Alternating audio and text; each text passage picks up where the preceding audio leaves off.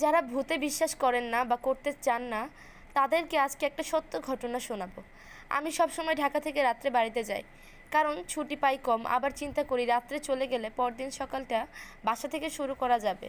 ছাত্র অবস্থায় ক্লাস শেষ করেই রওনা হয়ে যেতাম। এখনও অফিস শেষ করেই সোজা মহাখালী, তারপর ময়মনসিংহ, হালুয়াঘাট, মোটামুটি 6 ঘন্টা।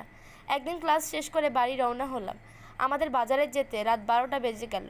বাজারে গিয়ে দেখি সুভাষ, আমার বাল্যবন্ধু, আমাকে দেখেই বলল, আমরা তো প্রতিদিন রাত্রে কদমতলী আড্ডা মারি, তুই খেয়ে চলে আসিস। বাজারেই আমার বাসা। বাসায় গিয়ে আম্মার সাথে কথা বলতে বলতে খাওয়া শেষ করলাম। 1টার দিকে বাজারে গিয়ে কাউকে না পেয়ে ভাবলাম সবাই হয়তো চলে গেছে। আমি কদমতলী রওনা হলাম। বাজার থেকে কদমতলী প্রায় 1 কিলোমিটার দূরে।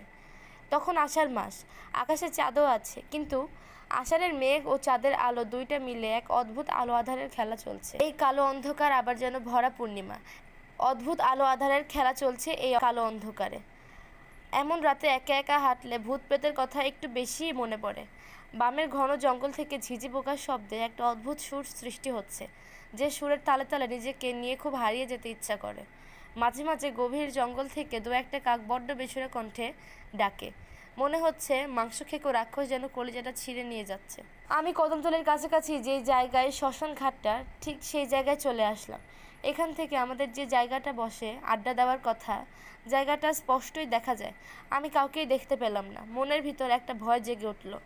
এই কারণে গভীর জঙ্গলের পাশ দিয়েও পিছনে যেতে ইচ্ছা করছে না, কারণ এই জায়গার বাম দিকে কংস নদী আর ডান দিকে খোলা মাঠ, যার দরুন গা শিরশির করা অন্ধকার ভাবটা এখানে নেই।